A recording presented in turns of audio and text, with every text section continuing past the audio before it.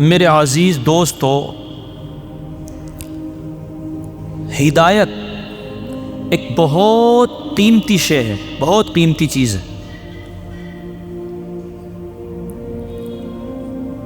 یہ دنیا ہمیشہ رہنے والی چیز نہیں ہے، یہ ایک عارضی چیز ہے۔ یہ کرائے کا گھر ہے، اور کرائے کے گھر پر کسی انسان کا کوئی مالکانہ حق نہیں ہوا کرتا ہے، وہ اس کو اپنی ملکیت نہیں سمجھتا ہے۔ اس کے ذہن میں یہ بات رہتی ہے کہ بھائی جب تک میرا کام چل رہا ہے تو میں یہاں پر ہوں، اور جب میرا کام یہاں سے پورا ہو جائے گا، ختم ہو جائے گا، تو میں چھوڑ کر کے چلا جاؤں۔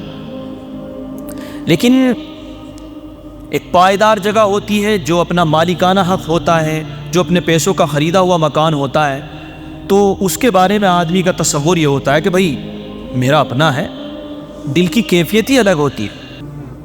تو یہ دنیا بالکل ایسی ہے جیسے کہ کرائے کا گھر، ضرورت پوری کرتے رہیں، جب تک کام چل رہا ہے چلاتے رہیں۔ باقی آپ کو اس دنیا کو چھوڑ کر اللہ کے سامنے آخرت میں، جنت میں، وہاں ہمیشہ رہنے کی فکر کرنی چاہیے۔ اب اس کے لیے، وہاں پہنچنے کے لیے ہدایت اور صحیح راستے پر چلنا بہت ضروری ہے۔ اب یہ صحیح راستہ ہے کیا، یہ کیسے معلوم ہوگا؟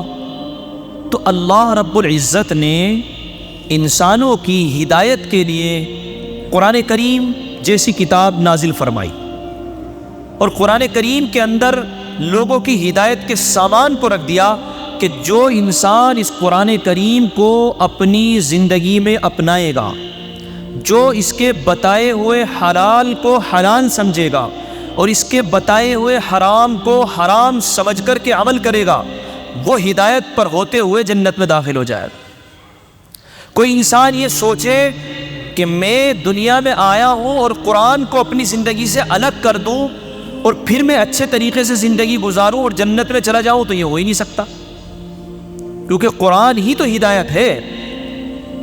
اب اگر کوئی انسان قرآن کو اپنی زندگی سے الگ کر دے تو وہ کامیاب ہو ہی نہیں سکتا۔ اس لیے قرآن کریم اللہ تعالیٰ نے بندوں کی رہنمائی کے لیے نازل فرمایا کہ کس طرح زندگی گزاری جائے، اور کس طریقے سے یہ جو مختصر سی زندگی لے کر کے آئے ہیں، اس کو اللہ کی مرضی کے مطابق گزار کر اور ہم لوگ جنت میں آسانی کے ساتھ داخل ہو سکتے۔ یہ قرآن کریم کے اندر اللہ نے بیان فرمایا۔ اب قرآن کریم آپ سمجھ لیجئے کہ اللہ تعالیٰ نے اس کے بارے میں یوں فرمایا کہ بھائی اس قرآن کو ہم نے نازل فرمایا، وَإِنَّا لَهُ لَحَافِظُونَ، اور اس کی حفاظت بھی ہم ہی کرتے رہیں گے قیامت تک۔ یہی وجہ ہے کہ اللہ تعالیٰ نے جیسا آسمان سے نازل فرمایا، آج بھی ایسے کا ہی ایسا ہے۔ یعنی اتنی حفاظت اللہ نے اس کی کرائی ہے کہ کہیں زیر زبر کی بھی غلطی نہیں ہو پاتی۔ عجیب عجیب معجزہ ہے اللہ کا یہ قرآن۔ اللہ تعالیٰ نے خود اس کی حفاظت فرمائی۔ دیکھیے، قرآن اللہ نے لوح محفوظ سے حضرت جبرائیل کو دیا، اور حضرت جبرائیل وہ آ کر کے اللہ کے نبی صلی اللہ علیہ وسلم کو سناتے، ان پر نازل ہوتا، آپ صلی اللہ علیہ وسلم پھر وہی الفاظ صحابہ اکرام کو لکھواتے کہ قرآن کریم کی یہ آیتیں ہیں، یہ نازل ہوئی۔ کتنی حفاظت کے ساتھ اللہ تعالیٰ نے اس قرآن کو نازل فرمایا، اور پھر ان قرآن کو جو ہے جمع کرایا، اور جمع کرانے کے بعد میں آج تک امت اسی کو ایسے ہی پڑھتی چلی آ رہی ہے، اور ایسے ہی قرآن رٹتے ہیں، حفظ کرتے ہیں اور اس پہ عمل کرتے ہیں۔ تبدیلی ہوئی نہیں۔ کتابیں پہلی بھی آئیں، پہلے بھی بہت ساری کتابیں آئیں جو اور دوسرے نبیوں پر نازل ہوئیں، تو اس میں کچھ نہ کچھ قطر بوجھ جو ہے وہ ان کے جو پادری، مولانا یا جو بھی ہوتے تھے، انہوں نے اپنا کہیں نہ کہیں کو اس میں ٹنٹر منٹر کر کے اور حساب کی باتیں بھی داخل کر لی، تبدیلی بھی کر دی کہ نہیں، یہ والی بات جو ہے یہ تھوڑا مزاج کے خلاف ہو رہی ہے، یہ ایسے نہیں، ایسے ہونی چاہیے، لہٰذا اس آیت کو کاٹ کر کے اس میں یہ ہونا چاہیے۔ انہوں نے اپنی طرف سے بھی باتیں بڑھا دیں۔ تو قرآن کریم کا معاملہ یہ ہے کہ اللہ کا بڑا احسان ہے، بڑا احسان ہے کہ قرآن کریم جیسا ہے ویسے کا ویسا ہی ہے، اور اس کو کوئی نہیں بیچ سکتا، کوئی تبدیلی نہیں کرتا۔ یہاں تک کہ اگر کوئی آیتوں کا مطلب بھی غلط نکالنا شروع کرتا ہے تو اس طرح کے افراد امت میں موجود ہیں کہ جو ان آیتوں کا صحیح مطلب امت کے سامنے پیش کرتے ہیں، اور جو غلط باتیں قرآن کریم کی آیت سے سمجھائی گئی ہیں ان کا دفاع کیا جاتا ہے۔ اور اللہ تعالیٰ نے علماء دیوبند کی شکل میں بہت قیمتی سرمایہ ہم لوگوں کو دے رکھا ہے کہ جس نے اسلام کو، قرآن کو، حدیث کو ایسے ہی پیش کیا ہے جیسا کہ اللہ کے نبی صلی اللہ علیہ وسلم کے زمانے میں صحابہ اکرام عمل کرتے تھے۔ ایک ایک حدیث کا، ایک ایک قرآن کی آیت کا مطلب اس طرح سے نچوڑ کر کے پیش کیا، اور کوئی لالچ نہیں۔ کوئی اگر آدمی یہ سوچے، کتنے بڑا آدمی کیوں نہ ہو، اب اگر اس نے آدمی نے کوئی طلاق ولاق کا معاملہ کر لیا، یا کوئی میراث کا معاملہ کر لیا، یا کوئی لین دین کا معاملہ کر لیا، اب وہ اگر جائے اور کہے کہ مفتی صاحب تھوڑا سا دیکھو معاملہ اپنائیت کا ہی ہے، بس ہماری عزت کا سوال ہے، اور آپ کا فون پہ نمبر کیا ہے، ہم نے اس پہ کر دیا ہے معاملہ، بس آپ اس کو ذرا ہمارا دیکھ لو۔ تو اگر وہ یہ سمجھ رہا ہوگا یار ہم نے فون پہ نمبر لے لیا اور مفتی صاحب کے فون پہ ڈال دیا، یا اکاؤنٹ نمبر پہ ہم نے پیسے ویسے ڈال دیے، اب تو شاید ہمارے حق کی بات کہی جائے گی، یہ نہیں ہوتا ہے۔ کوئی آدمی اگر 1 کروڑ روپے بھی رکھ کر کے وہ یہ سوچے کہ میں اپنے حق میں فتویٰ بدلوا لوں، میں طلاق کے مسئلے کو ادھر ادھر کرا لوں، کوئی مفتی جو ہے تیار ہی نہیں ہوگا، الا یہ کہ کوئی بس نام اس کا مفتی ہو اور وہ اپنا ایمان بیچ چکا ہو تو الگ بات ہے، اس کی تو ہم بات نہیں کہتے، لیکن نہیں بدلا جائے گا۔ بھائی آپ 1 کروڑ نہیں، آپ اپنی ساری سمپتی بھی لے کر کے آ جاؤ، مسئلہ نہیں بدلا جائے گا آپ کے۔ سمجھیے کتنی مضبوطی کے ساتھ اللہ تعالیٰ جو ہے قرآن کی احکامات پر عمل کرا رہا ہے، ہوگی نہیں تبدیل۔ بھائی تم ساری دولت بھی لے کر کے آ جاؤ، جو مسئلہ ہے، جو شریعت کا حکم تمہارے بارے میں نازل ہوا ہے، تم نے جو کام کیا ہے اس کا یہی حکم ہے۔ بہت سارے مفتیان اکرام کے پاس میں آتے ہیں نا اس طرح کے بھی ناواقف لوگ کہ مفتی صاحب بس دیکھو جو بھی ہے لے دے کے کر لینا، ایسے ہی لوگ آتے ہیں، آئے ہیں یہاں بھی جو ہے کچھ ہمارے ساتھیوں کے پاس میں آئے کہ میں دیکھو جیسے پیسے چاہے جتنے لگے لیکن بس طلاق نہیں ہونی چاہیے۔ تو آدمی پیسے کو سب کو سمجھ رہا ہے کہ پیسے چاہے جتنے لگ جائے طلاق نہیں ہونی چاہیے، بھائی اس میں طلاق تو ہو گئی، بھائی پیسہ کیا کر لے گا اس میں۔ تو یہ اللہ کا بڑا فضل ہے کہ کوئی تبدیلی نہیں ہوتی ہے۔ یہی اللہ نے جو بیان فرمایا، انا نحن نزلنا الذکر وانا لہ لحافظون، ہم حفاظت کرنے والے۔ اور پھر حفاظت قرآن کا ایک بہترین طریقہ اللہ نے دیکھیے دنیا کے اندر جاری فرما دیا کہ اللہ کے بندے اللہ کے اس کلام کو زبانی یاد کر لیتے ہیں۔ اللہ کا شکر ہے کہ اللہ نے ہمیں بھی یہ توفیق دی، الحمدللہ رب العالمین۔ اس کو زبانی یاد کر لیتے ہیں اور پھر یہ سینوں میں محفوظ ہو جاتا ہے۔ بہت دنیا نے مٹانے کی کوشش کی۔ اندلس کے اندر مسلمانوں کی ایک حکومت تھی، بڑا غلبہ تھا، پڑھنا پڑھانا مدارس یہ تمام چیزیں تھیں، لیکن جب وہاں حالات خراب ہوئے اور سب تبدیلیاں ہوئیں تو قرآن کریم کے پڑھنے پر بڑی سخت پابندیاں عائد کی۔ یہاں تک بھی اس وقت کی تاریخ کے بارے میں لکھا ہے کہ بچے اسکول جاتے تھے تو بچوں کو چاکلیٹ دے کر کے یا اس طرح سے دے کر کے ان کے پیرنٹس کے بارے میں پوچھا جاتا تھا کہ بیٹے تم لوگ گھر میں کیا کیا کرتے ہو، کیسے کرتے ہو، اور اگر ان کو کہیں لگ گیا کہ یہ قرآن کی تعلیم دے رہے ہیں تو پورے کے پورے گھر کو ختم کر دیا جاتا۔ اتنی سخت پابندیاں تھیں۔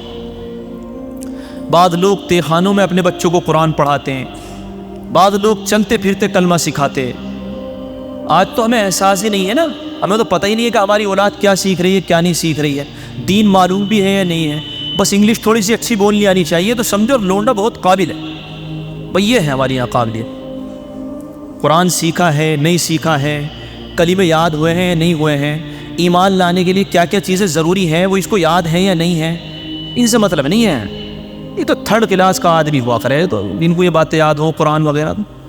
اسٹینڈرڈ لونڈا تو وہ ہوتا ہے جس کو انگلش فٹافٹ آتی، یہ تو ہمارا معیار ہے۔ لیکن ان لوگوں کو پوچھو آدمی کو قدر نہیں ہوتی جب آسان ہوتی ہے چیزیں۔ ان لوگوں نے پھر اپنے بچوں کے ایمان کو اس طرح بچایا کہ چلتے پھرتے اٹھتے بیٹھتے بچوں کو یہ بھی نہ لگے کہ ہم انہیں کچھ سکھا رہے ہیں، اور تہ خانوں میں اپنے بچوں کو قرآن پڑھا کر کے جو ہے بچایا ہے، اور وہ بھی سکھانے کے لیے پابندیاں تھیں، ان پر بھی اگر پکڑ آ جاتی تھی تو یہ سمجھ لیجیے سزائے موت دے دی جاتی تھی۔ آج کل تو سزائے موت بھی نہیں، سب کچھ آسان ہے، کھلا ہوا ہے قرآن سیکھنے کے لیے، لیکن ہم تیار ہی نہیں ہیں قرآن سکھانے کے۔ بہرحال وہاں کے بارے میں لکھا ہے کہ جب کئی سال کے بعد پابندیاں کھلی ہیں تو وہاں پر حفظ قرآن کا مسابقہ کرایا گیا بھائی، تاکہ پھر سے جو ہے قرآن کریم کے حافظ پیدا ہوں۔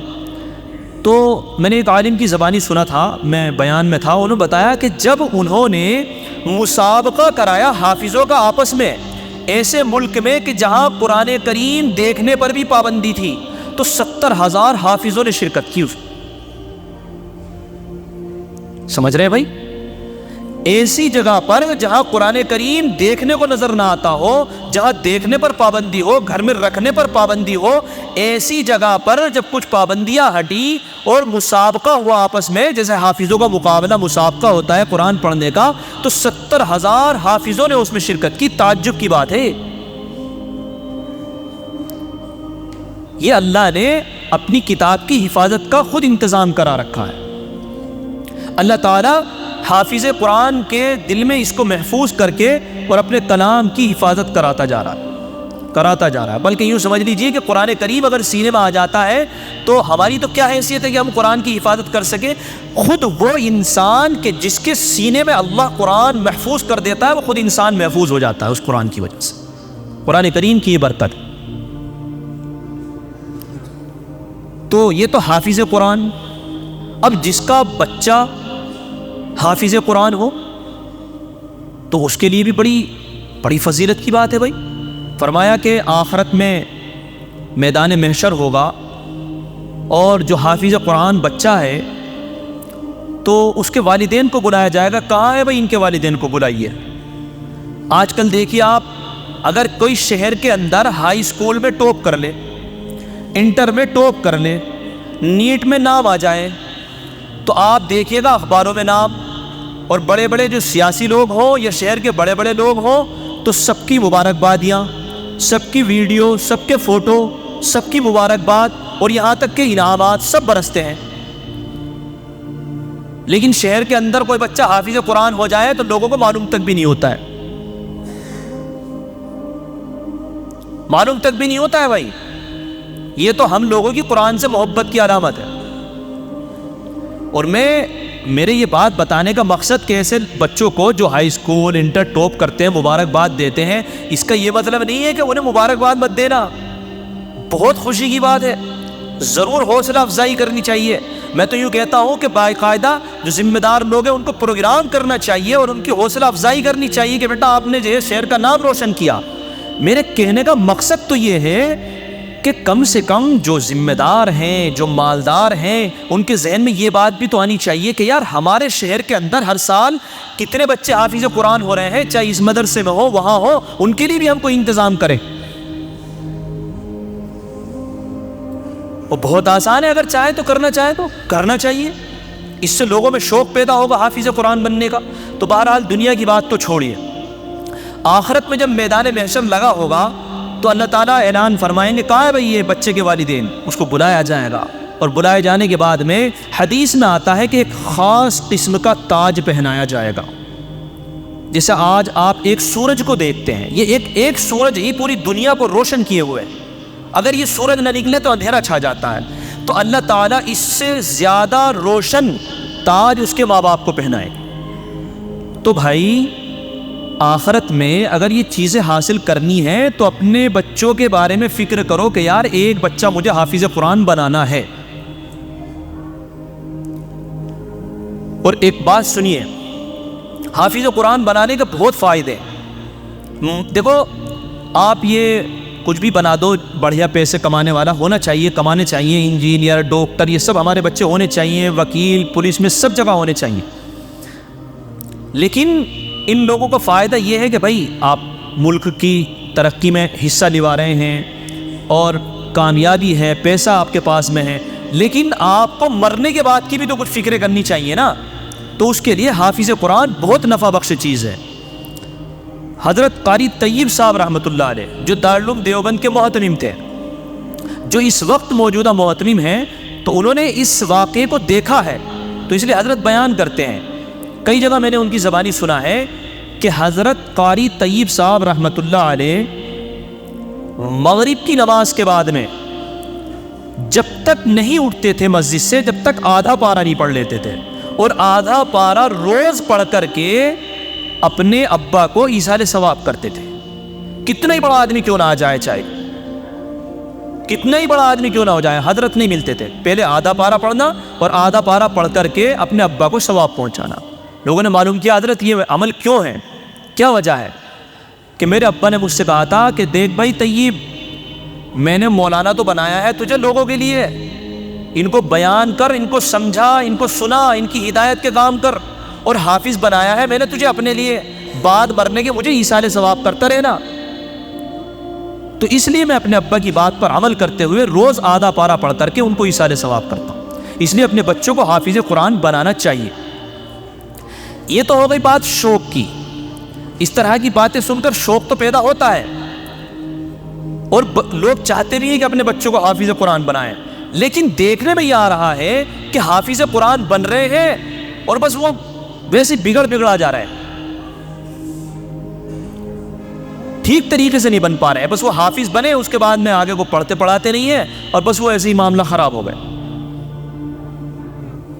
بھول گئے. بہت سو نے پینٹ شرٹ شروع کر دی. تو دیکھیے اس کے لیے بھی بہت سارے طریقے ہیں، اب ان میں بیان نہیں کر سکتا، نہیں تو میں اسی میں سمجھاتا، وقت ہو گیا ہے. تو سب سے پہلی بات تو یہ ہے کہ اس بچے کو جس کو آپ نے حافظ قرآن بنانا ہے، آپ نے اس کا پورا ماحول ہی چینج کرنا پڑے گا، اس کی ایکٹیویٹیز ہی چینج کرنی پڑیں گی، آپ کو اس کا لباس ہی چینج کرنا پڑے گا. آپ کو چھوٹے سے ہی جو ہے نا اس کی ایسے پرورش کرنی پڑے گی کہ آپ اس کو چھوٹے سے نا حافظ، مولانا، مفتی صاحب کہنا شروع کر دیں. یہ میں وہ بات بتا رہا ہوں جو میرے تجربے کی ہیں. جب میں چھوٹا سا تھا، بہت ہی چھوٹا سا تھا، تو میرے ابا، امی، بھائی سب کہتے تھے ان کو مفتی صاحب بنانا ہے. تو میرے ذہن میں جب بچپن سے یہ بات بیٹھی ہوئی تھی تو کبھی تصور میں کچھ اور آیا ہی نہیں، بس مفتی صاحب بننا ہے. تو مطلب یہ ہے کہ بچے کے سامنے جب چھوٹے سے آپ کوئی چیزیں لے کر کے چلو گے نا، تو بچہ پھر اس کو سامنے ذہن میں منزل طے ہو جاتی ہے کہ مجھے بننا کیا ہے. تو اس لیے جس بچے کو حافظ قرآن بنانا چاہتے ہو تو اس کو گھر میں پہلے ہی سے لباس اس کا تبدیل کرائیں، اس کو برائیوں سے بچا کر کے رکھیں، سارے بچوں کو بچائیں، اور اس کو حافظ یا مولانا یا مفتی صاحب ابھی سے کہنا شروع کر دیں، تو انشاءاللہ یہ بننا آسان ہو جائے گا. اور بھی بہت ساری چیزیں ہیں جو حافظ قرآن سے متعلق ہیں، اور بہت سارے لوگ بنانا چاہتے ہیں اور بناتے ہیں، اور بعض لوگ بیچارے پریشان بھی ہو جاتے ہیں کہ بچہ ساتھ نہیں دے رہا ہے، کن ذہن ہے، ایسا ہے ویسا ہے. یہ ساری دقتیں آتی ہیں، ان سے نہیں گھبرانا چاہیے.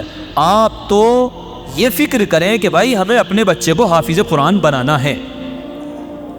اس کا بڑا فائدہ ہے دنیا میں بھی اور آخرت میں بھی.